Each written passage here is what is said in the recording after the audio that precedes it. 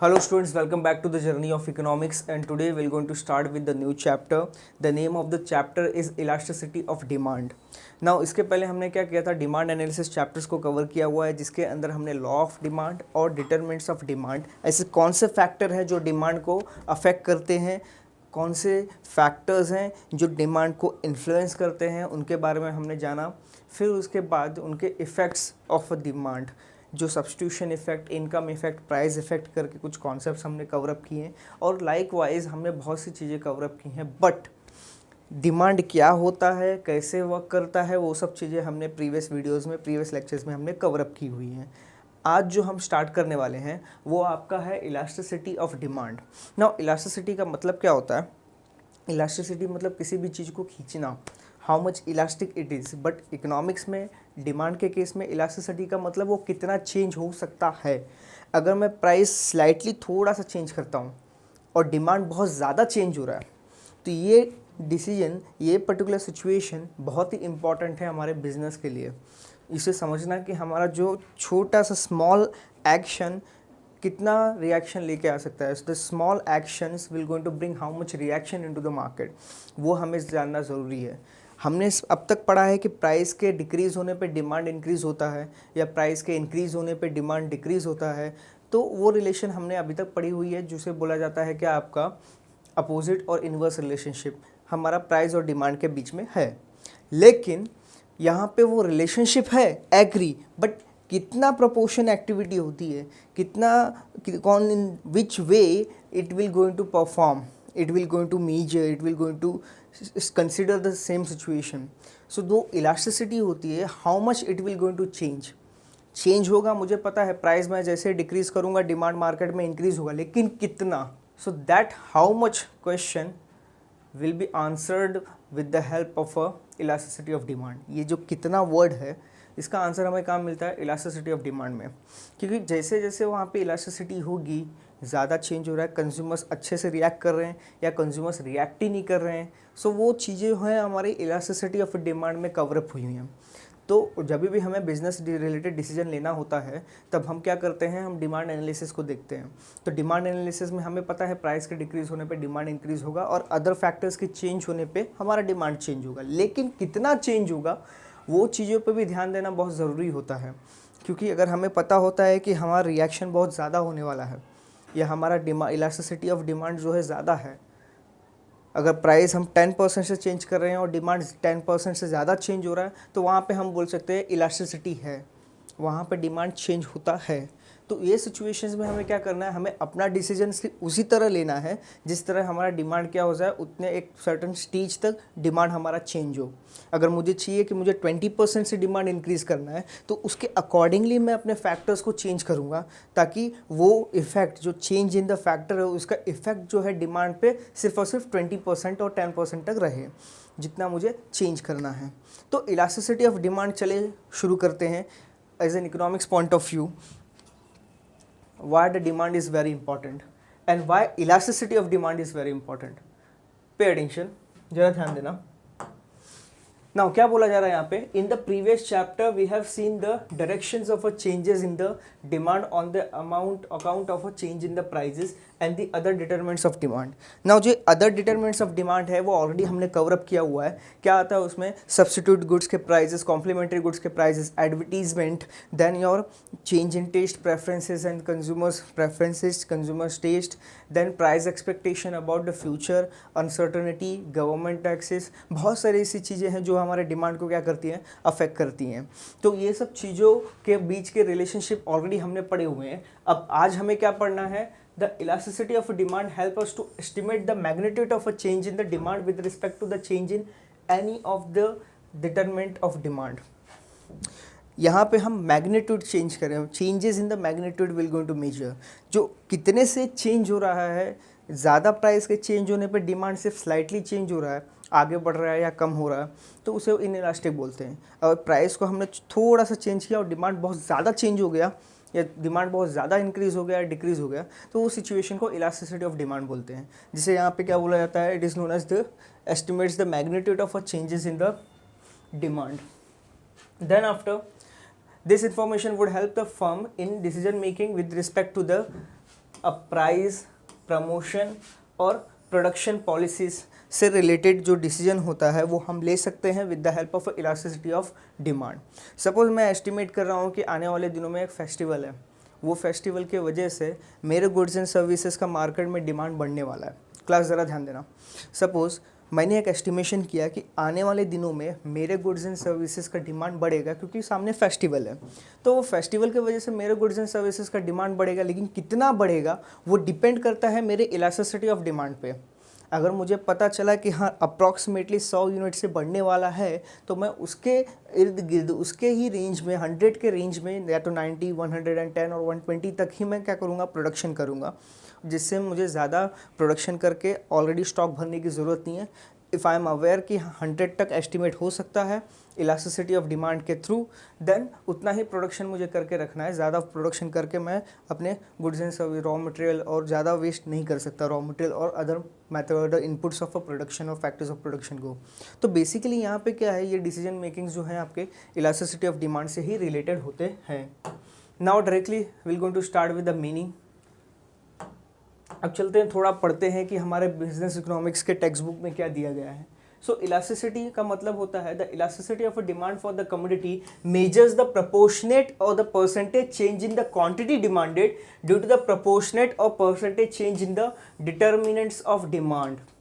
जो भी determinants of demand होंगे, प्राइस, इनकम, कंज्यूमर की income, change in the preferences, taste, future expectation, government taxes, advertisement और बहुत सारे ऐसे क्या हैं आपके सोशल वेलफेयर, सोसाइटी, ये सब चीज़ बहुत सारे ऐसे जो हैं डिटर्मिनेंट्स हैं जिसके चेंज होने पे डिमांड आपका चेंज होता है। तो उनके बीच के चेंजेस को मेजर करता है elasticity of demand. Such determinants may be the price of the commodity, consumer का income, price of a related commodity, promotional spending और any other determinant. In general, we can define the elasticity as a percentage change in the one variable to a percentage change in the another variable. Now, elasticity of demand is percentage change in one variable upon percentage change in other variable. ये हमारा elasticity of demand है। इसके अलावा अब coefficient देखोगे आप elasticity के, so this is your coefficient of elasticity. Now, coefficient of elasticity, percentage change in the commodity A upon percentage change in determinant B, change in A upon A divided by change in B upon B. This is what your coefficient of elasticity is. तो simply इसे हम solve करेंगे, then we'll get what exactly, हमें क्या मिलेगा यहाँ पे, simple है, हमें हमारा आंसर मिलेगा that is percentage change in demand upon percentage change in price, जो कि हमारा इलास्टिसिटी ऑफ डिमांड का फॉर्मूला है। Then the general concept of elasticity gives above can be used to explain the following elasticities of demand.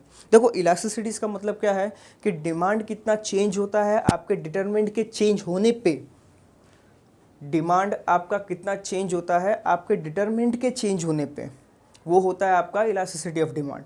लेकिन यहाँ पे क्या है, यहाँ पे हमें मेजर करना है elasticity of demand in terms of different determinants. देखो डिटर्मिनेंट्स की जब बात होती है तो बहुत सारे फैक्टर्स आते हैं और हर एक फैक्टर्स को लेके हमें डिमांड के अंदर कितना चेंज हो रहा है वो सब चीज़ों को मेजर करना पड़ता है। And there are the certain names, there are the certain types of elasticity of demand.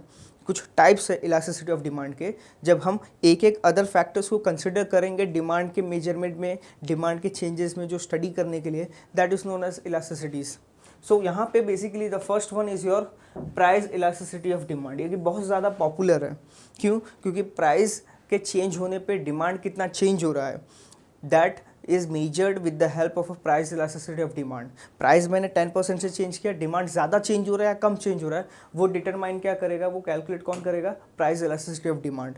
So price elasticity of demand is that demand जहाँ पे डिमांड चेंज होता है with the change in the price. तो जब हम change in demand को measure करते हैं प्राइस को कंसिडर करके, then price elasticity of demand.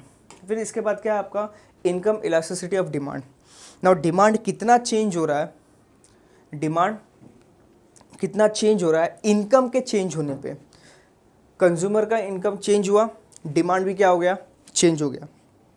अब जब कंज्यूमर के इनकम के चेंज होने पर डिमांड कितना चेंज हो रहा है, अगर वो चीज़ें हमें मेजर करनी हो तो उसके लिए हम यूज़ करते हैं इनकम इलास्टिसिटी ऑफ डिमांड, जहाँ पे इलास्टिसिटी ऑफ डिमांड को हम मेजर करते हैं by considering what, income of a consumer, by taking into consideration income of a consumer. Next है cross elasticity of demand. Now cross elasticity of demand, elasticity of demand जब हम measure करते हैं by taking the cross, what do mean by the cross, complementary और substitute goods को consider करके। मान लो दो प्रोडक्ट हैं यहाँ पे, there are the two products in to the market. Now pay attention and listen carefully, there are the two products, product X and product Y. दो प्रोडक्ट है यहाँ पे, एक एक्स है और एक वाई है। तो एक्स का डिमांड कितना होगा जब वाई अपना प्राइस चेंज करेगा, एक्स का डिमांड कितना होगा जब वाई अपना प्राइस चेंज करेगा, that is known as cross elasticity of demand. इसका मतलब क्या हुआ, इसका मतलब सिंपली ये हुआ कि अगर आपका कॉम्पिटिटर मार्केट में अपने गुड्स एंड सर्विसेज का प्राइस चेंज करता है, मार्केट में अपने गुड्स एंड सर्विसेज का प्राइस चेंज करता है आपका कॉम्पिटिटर, तो उसके वजह से आपके डिमांड में कितना चेंज होगा। Class, if competitors are changing the prices of their own goods and services, then how it will going to affect your demand and how much it will going to affect your demand, that is known as cross elasticity of demand, जहाँ पे change in the demand of the commodity 1 upon change in the price of a commodity 2, ये चीज़ों को consider किया जाता है कहाँ पे, क्रॉस इलास्टिसिटी ऑफ डिमांड में। इसको यूज़ करते हैं कब, जब मार्केट में कंपटीशन होता है और वो कंपटीशन इतना टाइट होता है कि हल्का सा कुछ चेंजेस होते हैं, with the small change in the any decision of a competitor will going to bring the either the profit और the losses for the entire other competitors और for the entire other firms. फिर last one है आपका promotional elasticity of demand. Now what do you mean by the promotional elasticity of demand? Promotional elasticity of demand is that concept जहाँ पे हम demand के elasticity को change करते हैं, डिमांड के इलास्टिसिटी को कंसिडर करते हैं, वहाँ पे मेजर करते हैं by taking into consideration the promotional activities. जो भी एडवर्टीजमेंट होता है हमारा, जो भी एडवर्टीजमेंट एक्सपेंडिचर या फिर जो भी प्रमोशनल एक्टिविटीज़ हम परफॉर्म करते हैं, वो प्रमोशनल एक्टिविटीज़ का अफेक्ट डिमांड पे कितना पड़ता है, how much, that is known as promotional elasticity of demand. Suppose मैंने मार्केट में 10,000 रुपये का एक्सपेंडिचर किया एडवर्टीजमेंट, मैंने क्या किया, अपने गुड्स एंड सर्विसेज का मार्केट में एडवर्टीजमेंट किया जिसके लिए मैंने 10,000 रुपीज़ स्पेंड किए। तो वो एडवर्टीजमेंट जो मैं कर रहा हूँ, वो एडवर्टीजमेंट का इम्पैक्ट मेरे गुड्स एंड सर्विसेज के डिमांड पे कितना पड़ेगा, that is known as what, promotional elasticity of demand. Suppose अगर 10% से मैं अपना एक्सपेंडिचर इंक्रीज़ कर रहा हूँ और 10% से इंक्रीज़ करने पे डिमांड मेरा 20% और 30% से इंक्रीज़ हो रहा है, तो मतलब यहाँ पे प्रमोशनल इलास्टिसिटी ऑफ डिमांड है। अगर मैं एडवर्टीजमेंट कर रहा हूँ और मैंने एडवर्टीजमेंट का एक्सपेंडिचर 10% से इंक्रीज़ कर दिया, तो जब एडवर्टीजमेंट का एक्सपेंडिचर मैंने 10% से इंक्रीज़ किया लेकिन मेरे डिमांड गुड्स एंड सर्विसेज का मार्केट में इंक्रीज़ नहीं हुआ, गुड्स का डिमांड मार्केट में नहीं इंक्रीज़ हुआ, तो वो सिचुएशन में यहाँ पे क्या होगा, there is a what, promotional in elasticity of a demand. So elasticity और इन इलास्टिसिटी दोनों चीज़ें हम लोग डिटेल में स्टडी करेंगे। So let's see, as of now हमारे 4 इलास्टिसिटी ऑफ डिमांड के कॉन्सेप्ट है, price, income, cross and promotional. जब यहाँ पे आप देखोगे इलास्टिसिटी ऑफ अ डिमांड जो है आपका सेम है, लेकिन नीचे का जो फैक्टर है वो सिर्फ चेंज हो रहा है, that is nothing but price, income, cross and promotional. थोड़ा समझने की कोशिश करेंगे इसे। So when I will going two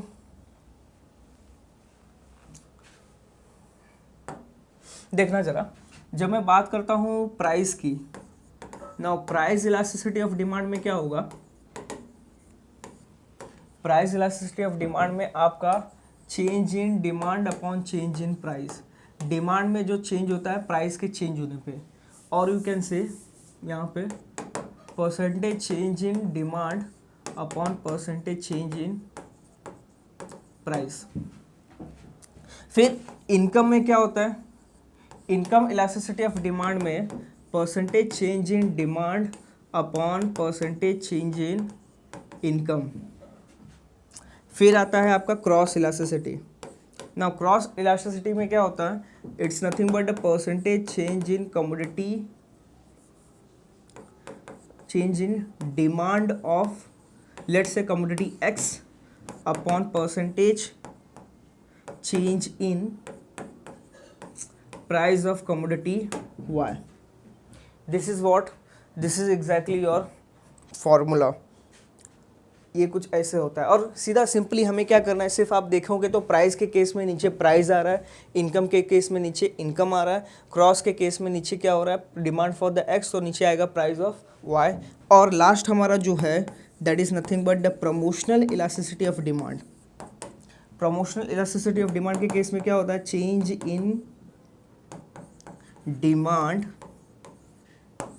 upon change in advertisement expenditure और प्रमोशनल एक्टिविटी। तो एडवर्टीजमेंट एक्सपेंडिचर के चेंज होने में करने से डिमांड में कितना चेंज हो रहा है, that is the promotional elasticity of demand. तो ज़रा ध्यान देना, will going to see this are the 4 types of elasticity of demand जो हमने कवर अप किए।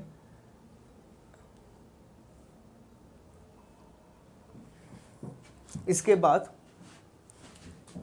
अगर आप ध्यान दोगे तो the above types of elasticity of a demand shows the degree of responsiveness of a change in the demand to a change in the relevant determinant.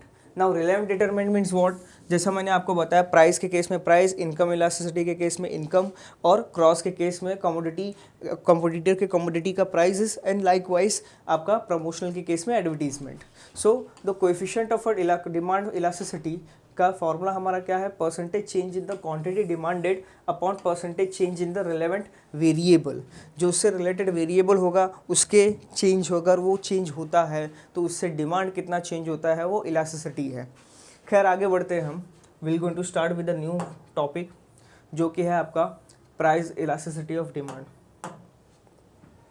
I hope you are clear with the concept, the price elasticity of demand and income elasticity of demand, cross and the promotional. हर एक चीज़ें हम क्या करने वाले हैं, अभी detail में स्टडी करने वाले हैं। Will going to study each and everything in detail, so pay attention and focus over here. First will going to start, पहला हम चालू करते हैं हमारे प्राइस इलास्टिसिटी ऑफ डिमांड से। देखो प्राइस इलास्टिसिटी ऑफ डिमांड में क्या होता है कि the measures the responsiveness of a quantity demanded of a commodity to a change in its prices. It is a degree of responsiveness of a quantity change in the quantity demanded of a commodity to a change in its prices, and the price elasticity of a demand is given by the percentage change in the quantity demanded of a commodity, जिसको हम divide करते हैं किससे, percentage change in price से। तो percentage change in the demand of a commodity upon percentage change in the price of a commodity. तो ये जो फॉर्मूला है this is known as what, formula of a price elasticity of demand, जहाँ पे हम demand और price दोनों को कंसिडर यहाँ पे करते हैं। Since the demand curve for the most commodities is downward sloping due to the inverse relationship between the price and the quantity demanded of a commodity, the value of the price elasticity of a demand will always be the negative. तो जरा ध्यान देना यहाँ पे जो चीज़ हमें जानने की ज़रूरत है, the thing which we wanted to keep in our mind, जो बहुत ही ज़्यादा इंपॉर्टेंट है हमें समझने की, वो ये है कि सबसे पहली बात कि यहाँ पे इनवर्स रिलेशनशिप होता है किसके बीच में, तो प्राइस और क्वांटिटी डिमांडेड के केस में। जब भी यहाँ पे इनवर्स रिलेशनशिप आता है तो इनवर्स रिलेशनशिप हम किससे मेजर करते हैं, we are using the negative sign for showing the inverse relationship, और हम यूज़ करते हैं positive sign for what, for the direct relationship. Direct relationship को मेजर करने के लिए हम क्या करते हैं, वहाँ पे शो करने के लिए हम पॉजिटिव साइंस का यूज़ करते हैं, और इनवर्स और नेगेटिव रिलेशनशिप को लिए हम नेगेटिव साइन यूज़ करते हैं। सो यहाँ पे जो भी हमारा आंसर आएगा, whatever the answer will get if will going to solve the sum in future, वो हमेशा नेगेटिव में होगा। इसके बाद the measurement of the price elasticity, तो जरा ध्यान देना, the measurement of a price elasticity. अब प्राइस इलास्टिसिटी को मेजर कैसे करेंगे, how you going to do the measurement of a price elasticity. तो इसके कुछ मेथड्स है, there are the few methods जो हम क्या करते हैं, यूज़ करते हैं। The first one is what your, पहला है आपका पॉइंट इलास्टिसिटी। ना पॉइंट इलास्टिसिटी का मतलब क्या है, point price elasticity of demand measures the elasticity of demand at a point on the demand curve. तो डिमांड कर्व पे किसी भी पॉइंट पे अगर हमें elasticity of a demand find out करना है तो हम कर सकते हैं, and it is calculated by the following formula. अब ये इसके कुछ फॉर्मूले हैं जहाँ पे elasticity, the price elasticity of demand is equals to change in the quantity upon change in the price upon price. तो इसे इस तरह से हमने किसको क्या किया, लिखा, एंड फाइनली हमें क्या मिल गया, this is what your formula which we got over here. तो it's nothing but the change in the quantity upon change in price into price upon quantity. ये क्या है आपका, ये एक फॉर्मूला है जो हम यूज़ करते हैं इलास्टिसिटी ऑफ डिमांड कैलकुलेट करने के लिए। सो न्यूमेरिकल प्रॉब्लम जब हमें देंगे, न्यूमेरिकल प्रॉब्लम जब हम सॉल्व करेंगे, तो वहाँ पे ये सिचुएशंस पे ये हम फॉर्मूले का वहाँ पे यूज़ कर सकते हैं। So where the A Q is nothing but what, change in the quantity demanded, that is a, it's not a, it is a changes delta p upon delta q. So delta q is nothing but the change in the quantity demanded, और delta p क्या है आपका, change in price, q आपका original quantity और p क्या है आपका original price. So this is how we're going to use the elasticity of a demand का concept over here. Will go to use the formula, जिसे हम use करके क्या कर सकते हैं, elasticity of a demand find out कर सकते हैं ऑन द डिमांड कर्व। इसके बाद जब एग्जांपल हम देखेंगे, when we going to see the one of the example,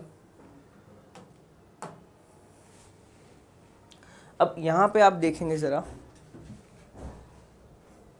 the concept of a point elasticity is illustrated by the following example, which gives the price and the quantity demanded at a two different points on the demand curve.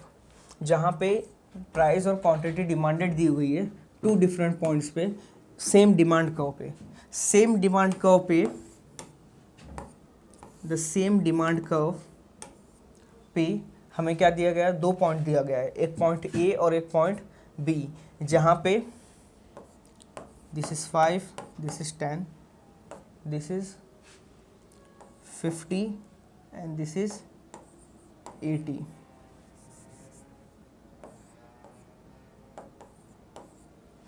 यहाँ पे क्या बोल रहा है, जब हमारा price 10 था तो क्वांटिटी डिमांडेड कितनी थी, क्वांटिटी डिमांडेड थी हमारी 50। तो ये हो गया आपका पॉइंट ए और ये क्या हो गया आपका पॉइंट बी, ये हो गया आपका पॉइंट ए और ये हो गया पॉइंट बी। तो यहाँ पे पॉइंट ए की बात करें तो जब हमारा प्राइस 10 था तो क्वांटिटी डिमांडेड कितना था, 5। जैसे ही हमने प्राइस को डिक्रीज़ किया 5 पे आए तो हमारा क्वांटिटी डिमांडेड कितना हो गया, 80। तो बेसिकली प्राइस का डिक्रीज़ होने पे डिमांड क्या हुआ, इंक्रीज़ हुआ, एग्रीड। बट यहाँ पे अगर हम पॉइंट इलास्टिसिटी ऑफ डिमांड की बात करें तो इलास्टिसिटी ऑफ डिमांड हम बात करेंगे तो प्राइस हमारा चेंज हो रहा है कितने से, प्राइस चेंज हो रहा है 5 रुपीज़ से। सो प्राइस कितने से चेंज हो रहा है, 5 से। So it will be 5 divided by 10 into, और as per the formula if will going to see, यहाँ पे अगर फॉर्मूला हम सेम फॉर्मूला इम्प्लीमेंट करते हैं तो how will going to solve this one. So यहाँ पे आप ध्यान दे सकते हैं व्हाट एग्जैक्टली इज हैपनिंग। यहाँ पे क्या हो रहा है कि the point price elasticity of a demand at a point A is how much, it's nothing but 30 upon 50 divided by -5 10, और हमारा इलास्टिसिटी ऑफ डिमांड कितना आ रहा है, price elasticity of demand we got how much, -1.2। So basically जो formula हमारा change in quantity upon change in price into price upon quantity, अगर इस फॉर्मूले में हम इंफॉर्मेशन यहाँ पे इम्प्लीमेंट करते हैं तो it is nothing but what exactly of 30 divided by 5 into 10 divided by 50. So this is how we're going to solve this thing. और इसे हमें क्या करना है, सिंपली सॉल्व करके हमें प्राइस इलास्टिसिटी ऑफ डिमांड हम निकाल लेंगे। तो सिंपली इसे सॉल्व करोगे तो you will get what, 5 1 5, 5 2 10, so it will B how much, it will B 60 upon 50, और फाइनली आंसर आएगा आपका 1.2। तो ये है आपका पॉइंट इलास्टिसिटी ऑफ डिमांड का method. This is what exactly do point elasticity of a demand. So point elasticity of a demand में क्या होता है, हमें इन्फॉर्मेशन दी गई हैं, हमें इन्फॉर्मेशन का यूज़ करके वो पर्टिकुलर स्पेसिफिक पॉइंट पे हमें elasticity of demand find out करनी है। तो अगर आप यहाँ पे देखोगे तो इलास्टिसिटी ऑफ डिमांड कितना है, 1.2। मतलब अगर प्राइस आपका 1 से चेंज होता है तो डिमांड आपका 1.2 से चेंज होगा। प्राइस अगर 100 से चेंज होता है तो डिमांड 120% से चेंज होगा। तो ये क्या है, ये सिचुएशन है आपके प्राइस इलास्टिसिटी ऑफ डिमांड में, जो हमने पहला मेथड यूज़ किया विच is nothing but the point method. अब पॉइंट मेथड में ये फॉर्मूले हैं जो आपको यूज़ करने हैं। This is what exactly your formula, that is change in quantity upon change in price into price upon quantity. So this is what exactly the point elasticity of demand method exactly is. So now pay attention. Now इसमें क्या होता है, point elasticity of method is used to find out the changes in the one variable due to the small change in other variable. जो हम point elasticity of demand का बात करते हैं, पॉइंट इलास्टिसिटी ऑफ डिमांड के case में हम एक वेरिएबल के अंदर जो चेंज हुआ है उसको हम मेजर करते हैं, that is with the help of other variable, while arc elasticity is used to find out the change in one variable due to the relative large change in the other variables. जो largest change होते हैं वो major करते हैं हम किससे, अर्क से। And arc refers to the part of the curve between the two points, hence the term arc elasticity of a demand, arc price elasticity of a demand measures the elasticity of a demand between the two points on the demand curve. Now it measures the demand, agreed, it measures the demand, but यहाँ पे क्या होता है, it will going to see the curve which is there in between the two demand curve। अब जो दो points हैं हमारे सेम डिमांड कर्व है, उनके बीच पे जो हमारा क्वांटिटी है, उनके बीच में जो हमारे कर्व है वो इलास्टिक है कि इनइलास्टिक है, एंड अकॉर्डिंगली हम क्या करते हैं, अगर बाय यूजिंग द अर्क मेथड हम फाइंड आउट कर सकते हैं कि इलास्टिसिटी और इनइलास्टिसिटी क्या वहाँ पे है। So arc method is one of the method जो हम यूज़ करते हैं। Again when we talk about this method, ये मेथड्स के क्या हैं, कुछ फॉर्मूलेज हैं जो हमें यहाँ पे देखने हैं। Now what is the formula of arc method? So ये फॉर्मूला कुछ ऐसा है कि elasticity of price elasticity of demand is equals to what, Q2 plus Q1 upon P2 plus P1 into P2 plus P1 upon Q2 plus Q1। ये क्या है, ये यहाँ पे इसका फॉर्मूला है। So where the subscript 1 and 2 refers to the original and the new values will respectively। तो यहाँ पे आप ध्यान दोगे तो अर्क मेथड में जो फॉर्मूला हमने यहाँ पे यूज़ किया हुआ है, जरा ध्यान देना यहाँ पे, will going to solve this one.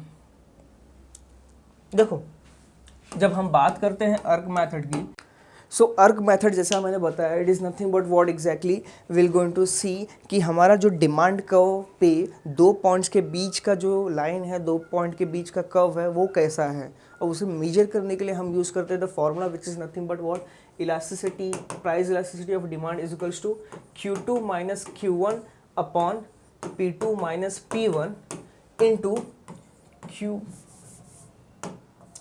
P2 plus P1 upon Q2 plus Q1। ये हमारा क्या है, ये हमारा फॉर्मूला है जो हम यूज़ करते हैं अर्क मेथड में इलास्टिसिटी ऑफ डिमांड को फाइंड आउट करने के लिए। सो इलास्टिसिटी ऑफ डिमांड को फाइंड आउट करने के लिए हम क्या करते हैं, ये मेथड का यूज़ करते हैं, that is nothing but what arc method exactly is.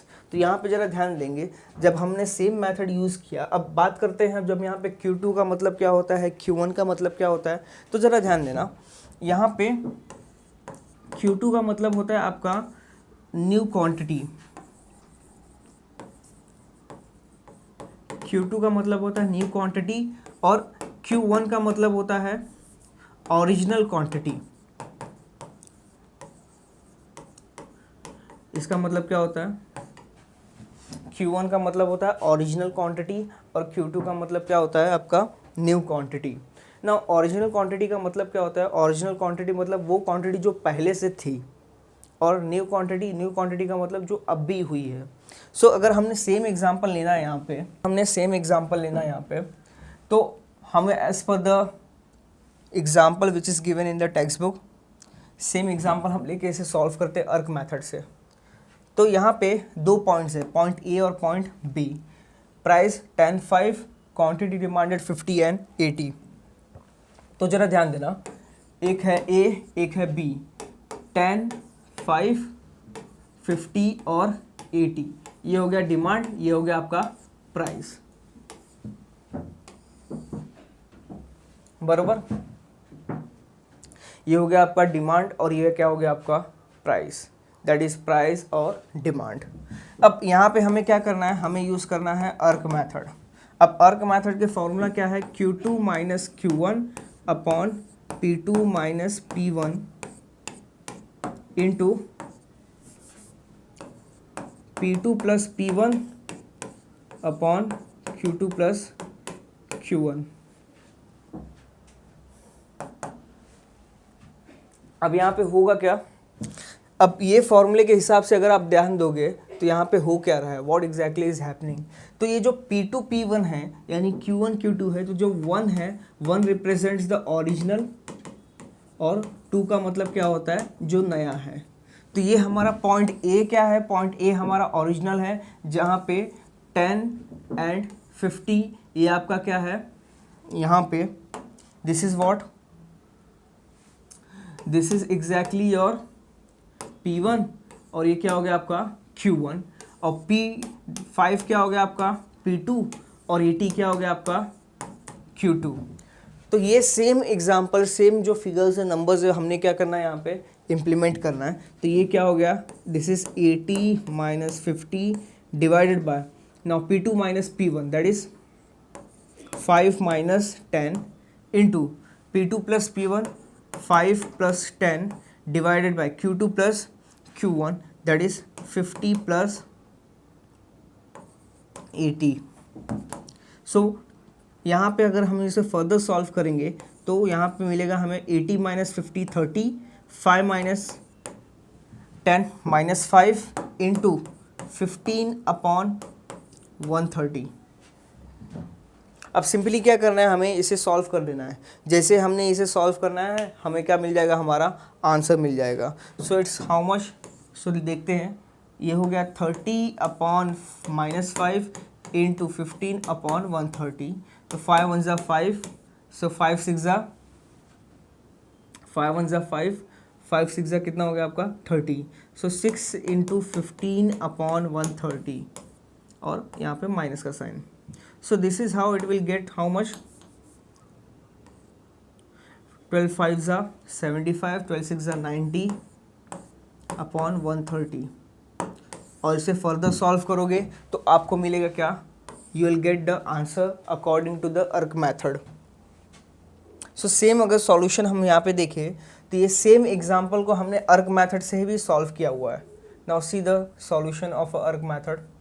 यहाँ पे आप ध्यान दोगे, this is what we got over here, ये हमें यहाँ पे मिला हुआ है। तो इसे हमने सॉल्व किया, सॉल्व करने के बाद हमें कितना आया, minus 0.69। So it is to be noted, अब जरा एक्सप्लेनेशन पढ़ेंगे। It is to be noted that the arc elasticity is expressed on the basis of the average quantity and the average price. अब इसे क्या किया हमने, what we have done, we have finded out the average quantity and average price के basis पे हमने क्या किया है, arc elasticity of a demand find out किया है। So when there is a large change in the price, the value of a elasticity calculated on the basis of a A as a starting point will going to differ from the one calculated on the basis of the B। अब जैसे हमने elasticity calculate किया on the basis of A, it will going to differ on the basis of B and starting point में, and in this case will have two different values for the responsiveness of a demand to the price changes. However, the arc elasticity ensures that the price elasticity is the same regardless of the directions of the movement of the demand curve। अब normally क्या होता है, जैसे जैसे आपका demand curve change होगा उस हिसाब से पॉइंट इलास्टिसिटी ऑफ डिमांड के केस में हर एक पॉइंट पे आपका डिमांड और इलास्टिसिटी ऑफ डिमांड क्या होगा, यहाँ पे चेंज होगा। लेकिन अर्क मेथड के केस में क्या होता है, अर्क मेथड के केस में regardless of the directions of the movement on the demand curve, the अर्क मेथड में price elasticity will be the same, and hence the arc elasticity formula is a one that is often used for practical purpose. For practical purpose what we are using the arc method। ये अर्क method जो है हम बहुत ज़्यादा use करते हैं find out करने के लिए क्या, इलास्टिसिटी ऑफ डिमांड, जिसके बेसिस पे हम क्या करते हैं, आगे के डिसीजंस लेते हैं। So interpretation, if you going to see the coefficient of a price elasticity of a demand shows the percentage change in the quantity demanded on the account of a 1% change in the price।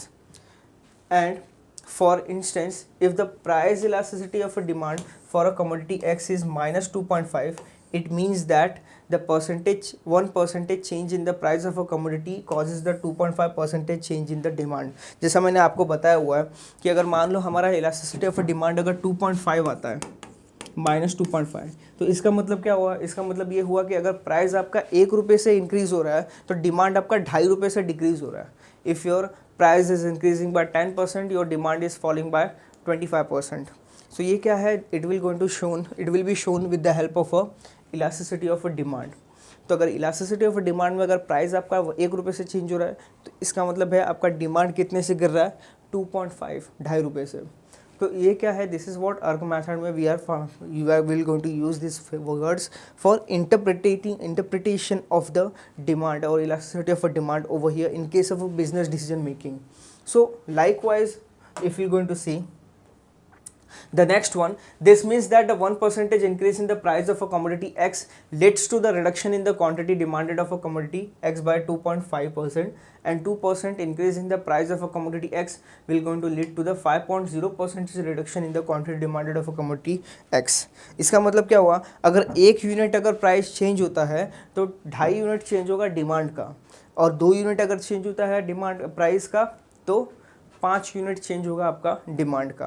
This is what exactly elasticity of a demand is. अगर 1 रुपये से तुम change करोगे कोई भी चीज़ों को, अगर प्राइस को मैं 1 रुपये से चेंज कर रहा हूँ तो डिमांड मेरा 2.5 रुपये से चेंज होगा, that is more than change in the price. This is known as elasticity of a demand. फिर इसके बाद the next method is what, the next method is your geometrical measurement.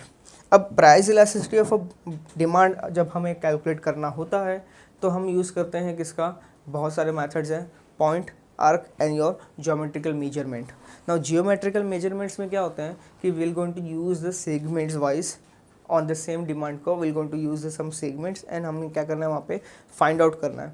So what is the formula, basically the lower segment of the demand curve below the point upon upper segment of the demand curve, lower segment divided by upper segment. ये क्या है हमारा, this is what exactly your formula for calculating the geometrical method से price elasticity of demand। तो जरा देखते हैं, the geometrical measurement of elasticity of demand is illustrated by the figure 4.2 where the AB is the line, the linear demand curve, and the elasticity of a demand point P is given by the ratio of a lower segment upon upper segment। तो अब lower segment और upper segment का मतलब क्या होता है जरा जानने की कोशिश करेंगे। मान लो ये हमारा क्या है, this is what demand curve is, this is DD demand curve class, ये क्या है आपका डीडी डिमांड कर्व। अब यहाँ पे सपोज ये हमारा क्या है डिमांड कर्व में as per your text book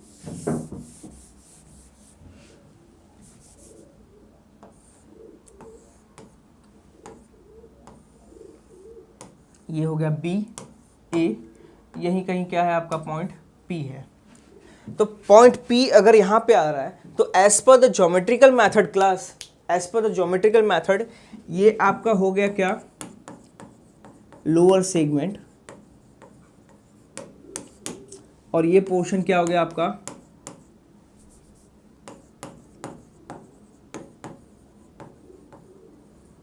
upper segment. ये पोर्शन हो गया आपका लोअर सेगमेंट, ये पोर्शन हो गया आपका अपर सेगमेंट। तो लोअर सेगमेंट मतलब आपका पीबी अपॉन अपर सेगमेंट क्या है आपका पीए। तो पीबी अपॉन पीए जब करोगे तो then you will get what, the sum figures will get which is known as geometrical method. जो भी आंसर आएगा आपका वो होगा ज्योमेट्रिकल मेथड हमने यूज किया for calculating what price elasticity of demand. So basically यहाँ पे अगर हम ध्यान देंगे, using this formula we have mark the price elasticity of a demand at a different points on the linear demand curve in the figure 4.3। EP at the midpoint of the demand curve is equals to the unity, it is 0, and at the point B the infinity at a point A, and 1 at any point becomes the point A or P. EP is greater than the EP, and at any point between the P and B EP is less than 1। अब इसका मतलब क्या है तो जरा ध्यान देना। Now again we'll going to try to learn about the geometrical method। जरा ध्यान देना। अब यहाँ पे हो क्या रहा है कि ये हमारा क्या हो गया,